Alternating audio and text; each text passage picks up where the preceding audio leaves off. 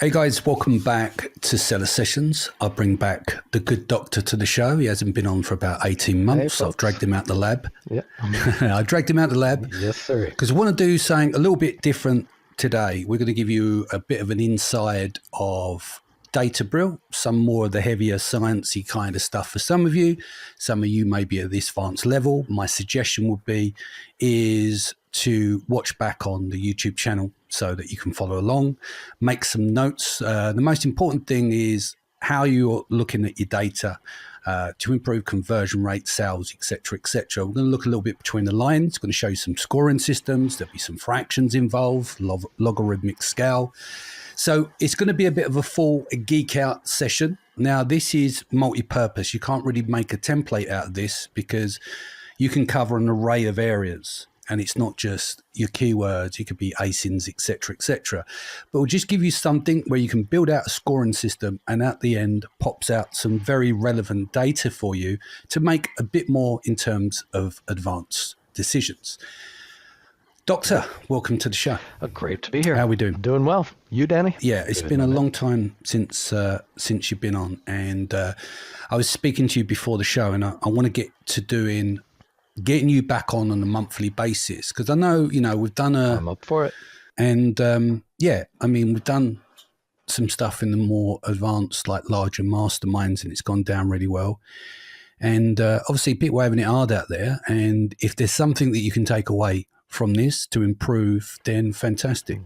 So without further ado, do you want to bring your screen up? Okay. So what this is really about is how to find your top performers when you have a bunch of different reports and each of those reports has a bunch of different data that's relevant. And so top performers here, I'm thinking particularly of keywords and ASINs, but it can really be all kinds of things. So when you're looking for top performers, these could also be things like,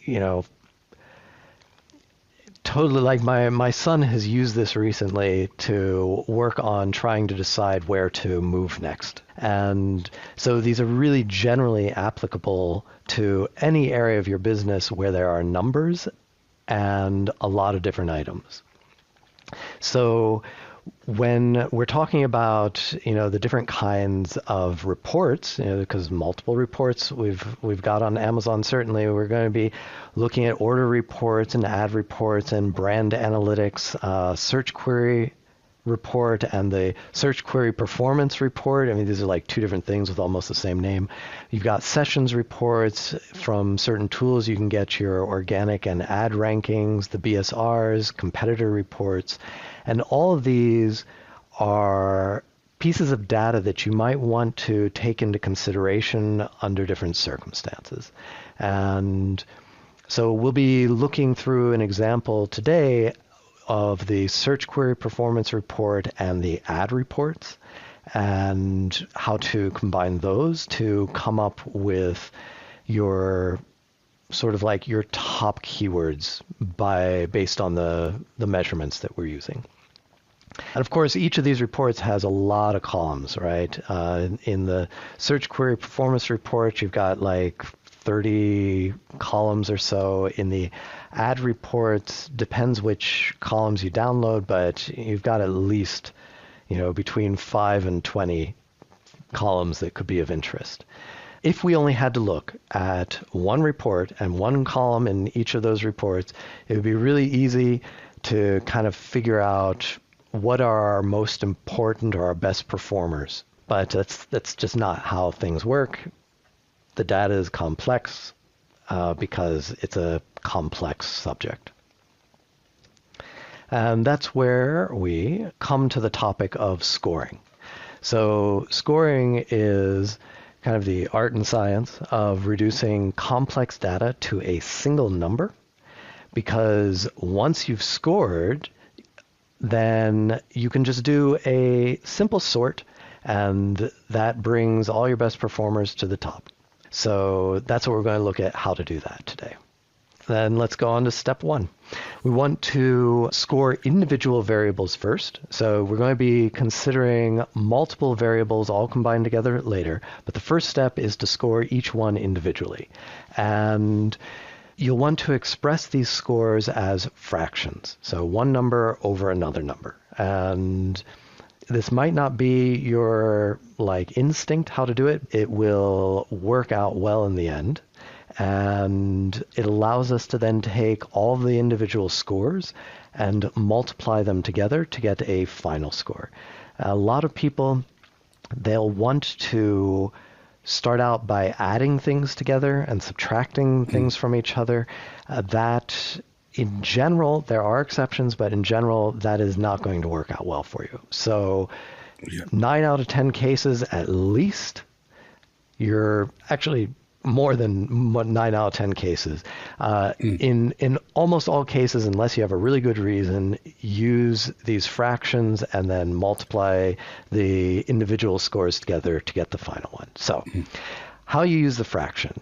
If the value you're looking at, if it's the case that a higher value is better than a lower value, then that means your score should increase as that value increases. And so you'll express that as if x is your variable, x over 1. On the other hand, if lower is better, then you're going to have the case where the score is going to increase when the value decreases.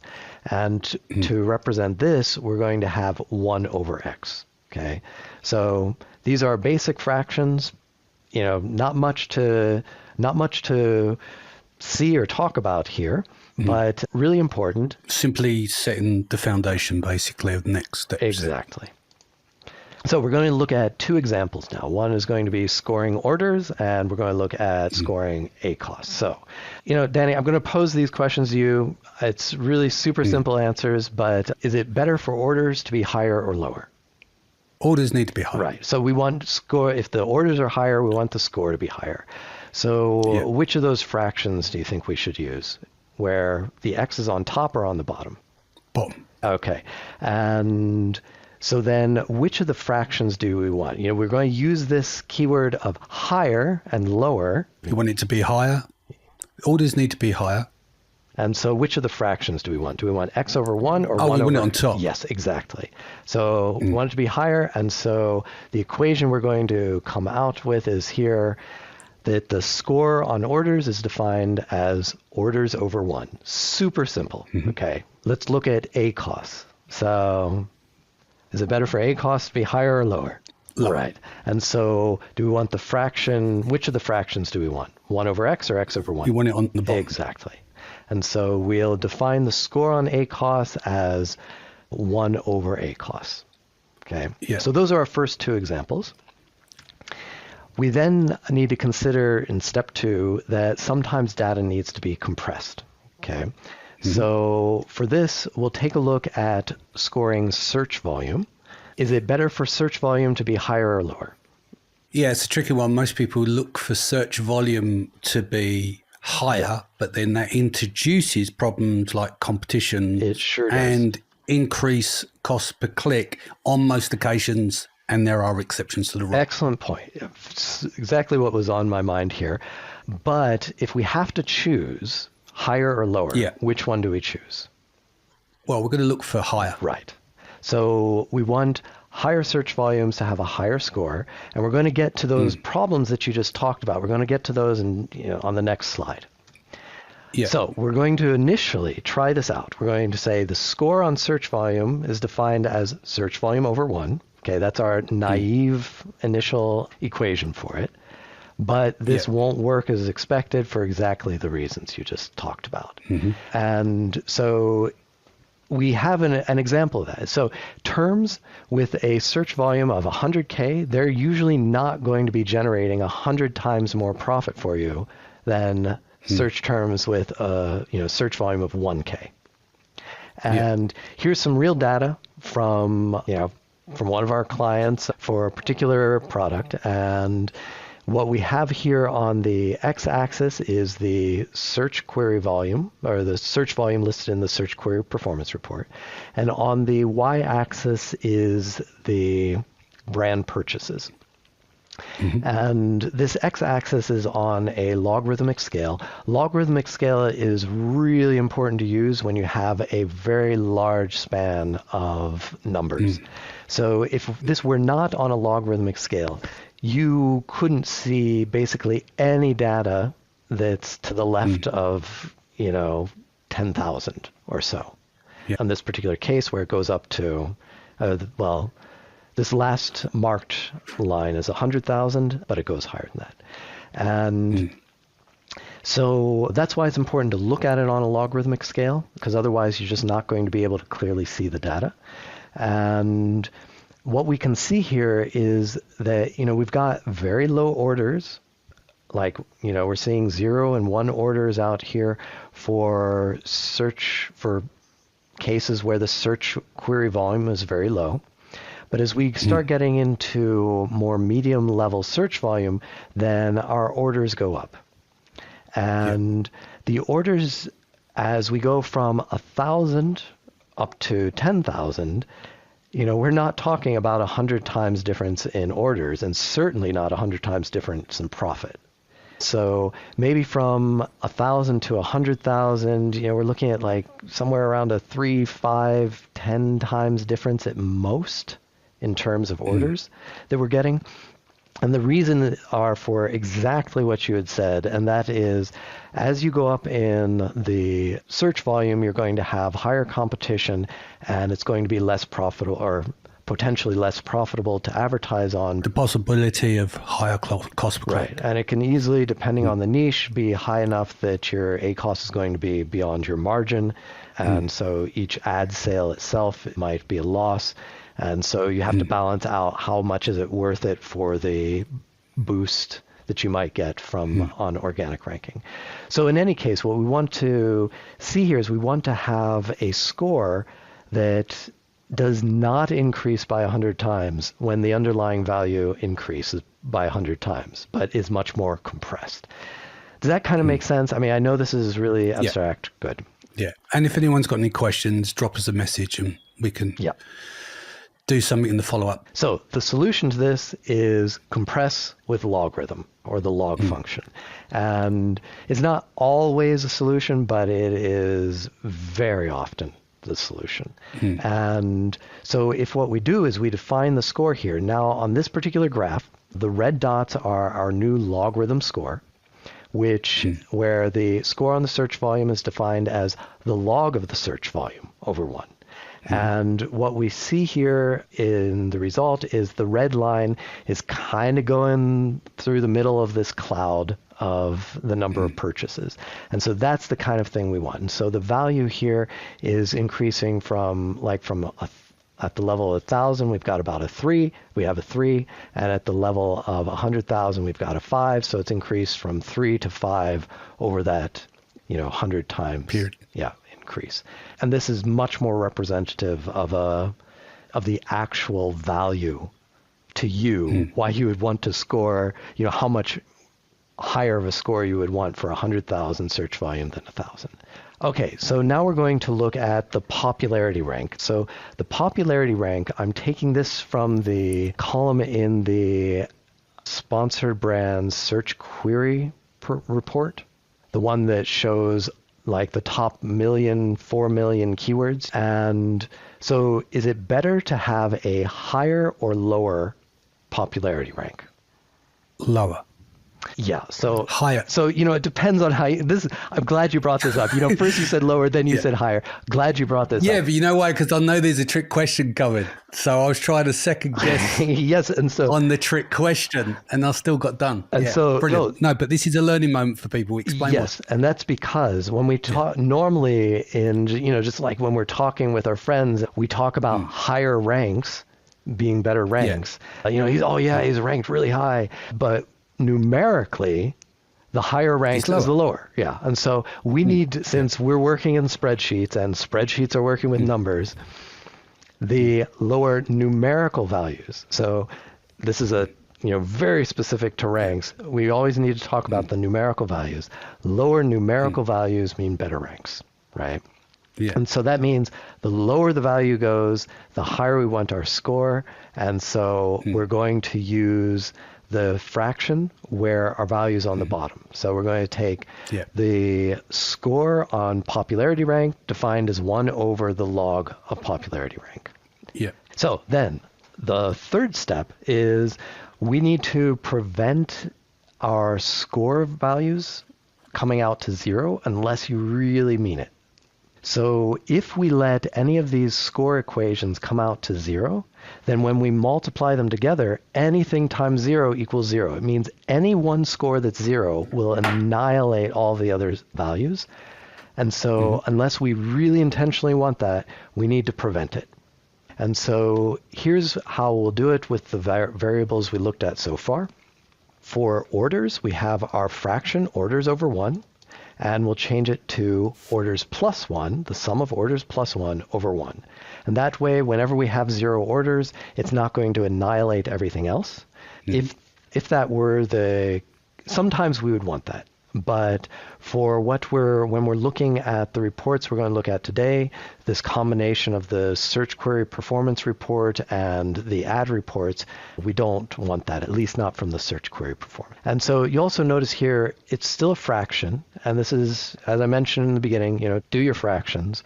So it's orders plus 1 over 1, that whole thing over 1.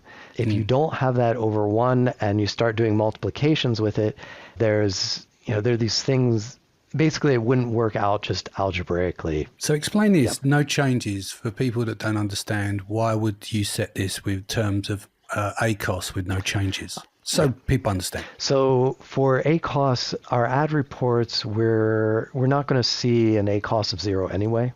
And so we just don't need to worry about it. Our equation on here was 1 over ACOS. So when I say we need to prevent scores of 0, we also need to prevent 1 over 0, which would come out to an infinity. Yeah. Yeah, but we'll never get that just because there are no ACOSs of 0 in the report. So that's why I don't have to worry about this line. So in search volume, we're going to change it from log of search volume to log of search volume plus 2, where it's search volume plus 2 is inside of the function that log is being called on. And this is because the log function, its shape is such that at the value of 1, it returns a 0, and we don't want that. So we want all of these values to come out to be actually 0 or greater, and what goes into the log should all be greater than 1, so that we're not getting a 0 out of it. And so that's why I just picked 2. So you could pick 1.1, but no good reason for it. These numbers are large anyway. The plus 2 is a good choice here. It's probably a moment to stop and briefly talk about abstract things. How intuitive is this equation for you, Danny? Log of search volume plus 2. So you will understand, and I'm going to be real with you, I'm just going to be brutally honest. That's just not my expertise. And that's right. And that's the case for even the vast majority of people who say did well in math in school. They don't have an intuitive grasp on logarithms. Okay. Absolutely. And it is not intuitive. And I really want to emphasize that it is not something that you will develop. You can't expect an intuition for it until you've worked with it for a really long time. And with these things that are abstract, it's really just about observing and absorbing. And it's through observing and absorbing that you come to an understanding. It's not by trying to use logic. And so I encourage everybody who's just like, I don't know what that is. Forget it. Relax. It's not about understanding it. Just observe and absorb, and it will gradually start to make sense. And use it. If you are trying to score things, and you'll find that it gives you, a new kind of power to analyze. Then when you're dealing with large numbers and need to use compression, use log, and you'll start to understand it. Yeah. And so we did then the same thing with the popularity rank, and inside of the log function, it's not just popularity rank, but popularity rank plus 2. Then the final thing here, the final step basically is you take all these individual scores and you combine them into a single total score by just multiplying them. So that's great. You can calculate these scores on as many different spreadsheets as you want, and as long as you can then bring the different spreadsheets, the scores from the different spreadsheets together, then you can calculate out the final total score, and you now have the insights into your top performers. You can see the list. So I'm going to use an example here. This is a Martian travel mug.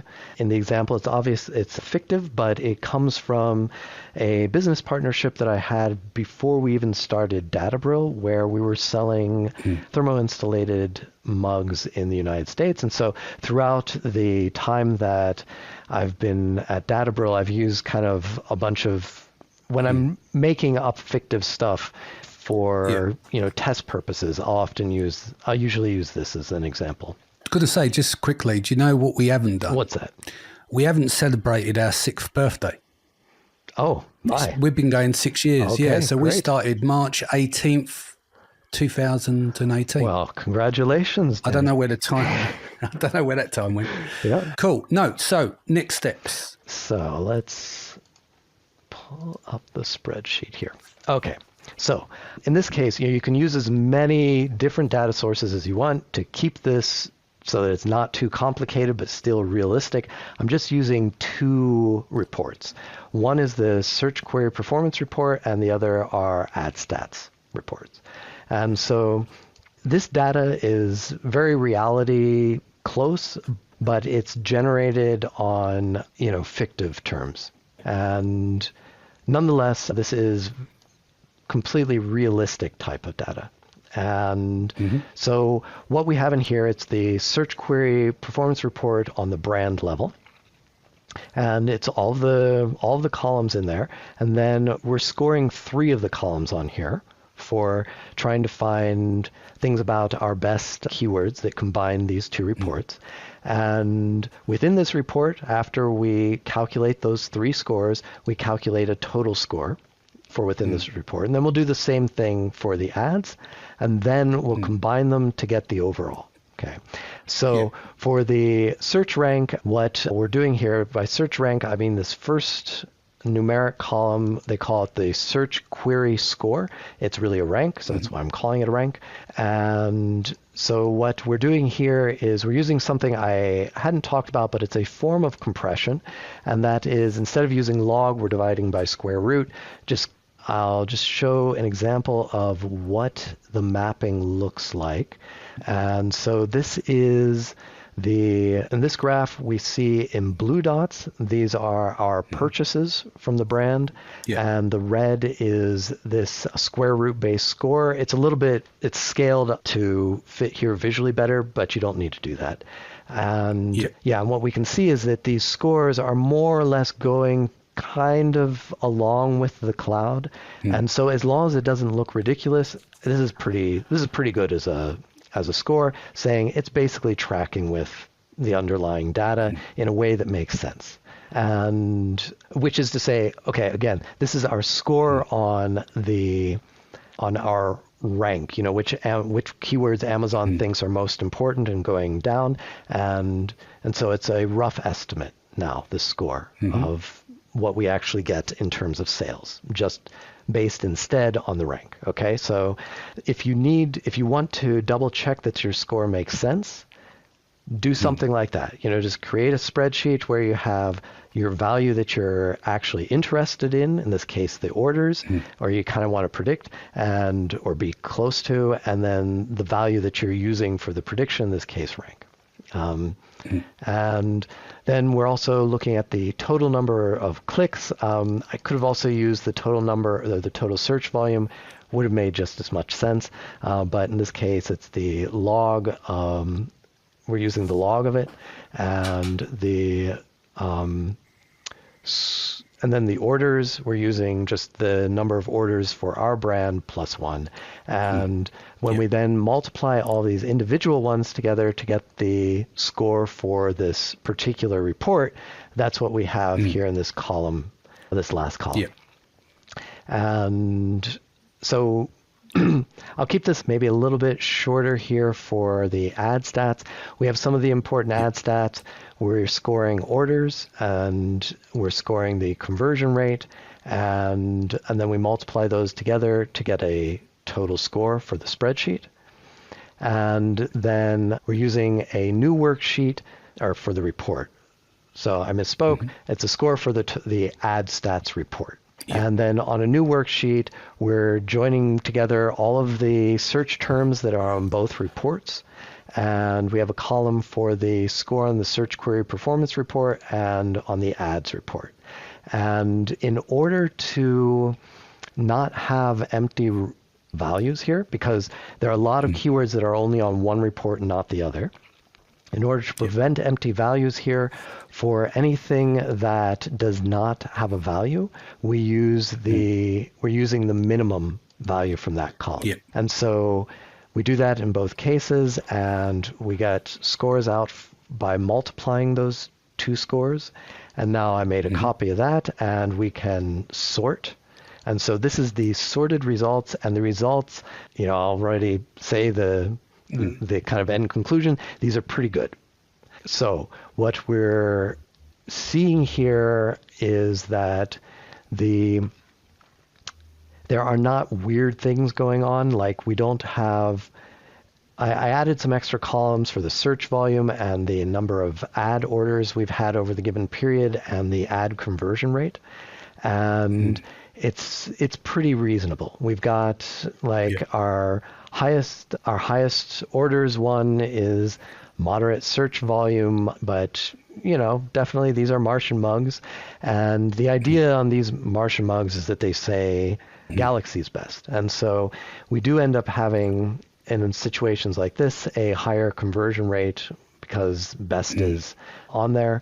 Whereas the more general terms like gifts for Martian, we've got the lower conversion rate, but it's kind of lifted up in its potential on this list because of its potential to generate sales. Seems reasonable. If we were using these keywords, if we wanted to look at this, we could do a number of things with this. We might say, okay, gifts for Martians, maybe that's not the best one for us to advertise on because of the competitiveness, but we want to make sure it would be one of the top keywords nonetheless to think about when we're optimizing our listing, or it could be. And so when thinking about listing optimization, you start from the top and you kind of go down and thinking about, okay, should this be in the listing or some of these words in there? And when we're thinking about advertising, we're also going to be wanting to look down here, like as we get down here, row 18, we see we don't have any ad data there. That's the point I was going to get to, is that obviously because you've got historic data, anyone can work out, I've got 46 orders, 10% or nearly 11% conversion rate. They are stating the obvious. But what about for potentials, like the ones with the missing data? What about keywords that are super relevant? I mean, if you look back, go to sellersessions.com, we do a scoring system 1 to 5, which helps with relevancy with the product type and the modifier. Exactly. That explains more in the video in terms of targeting now and what we use at Databril. But how do we then look at, okay, we've got this data here, but there's other keywords with potential, but we don't have the data on them. How would we ascertain, or how would people ascertain to look at that? Great question. And that's part of what we do here. If we want to go further, we would bring in another report with our relevance scores, which we do internally. And we would bring in the brand analytics search query report, the one that lists all queries across, the whole marketplace, not specifically for your brand. And from those, we can, add in scores from those reports that then help, lift those, bring those keywords up to the top as well, the ones that have potential. In this particular example, we can see there are a few keywords that we don't have listed as having advertising on. And here's a good one. Best Martian gifts. It's, medium-ish volume kind of, or search volume, but we're not advertising on it. Even though we've got Best Martian mug, maybe we should also be going after Best Martian gifts. And so obviously that's going to be a bit broader, isn't it, in terms of relevance, right, in terms of our scoring system anyway. Oh yeah. So, but it's less broad than gifts for Martian because of the best keyword, since the idea is we have this galaxy's best written on the mug. On the mug, right? Yeah, absolutely. And so the kind of thing, by combining these reports, just like you were saying, just based on history, we're not going to know necessarily what new stuff to advertise on. In practice, a lot of things will come through maybe on auto campaigns and broad campaigns, and, we'll be alerted to that. But nonetheless, combining them ensures that we're getting the data from Amazon about what are the keywords that they think we're the most relevant for. Yeah. And in the general report of all queries, we can, just see what are upcoming queries as well.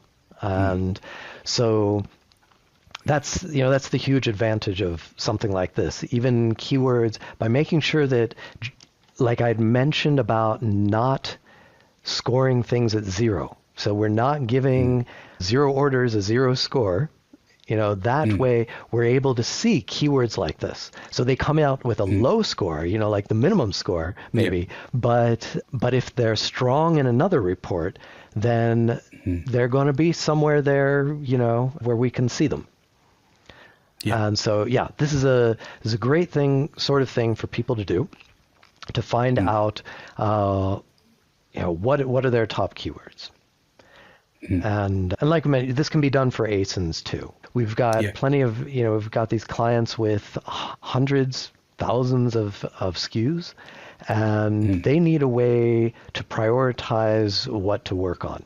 And so this is something that we've applied for a couple of the clients, that, a form of scoring on the ASINs, so that they get this out and they have their list of priorities.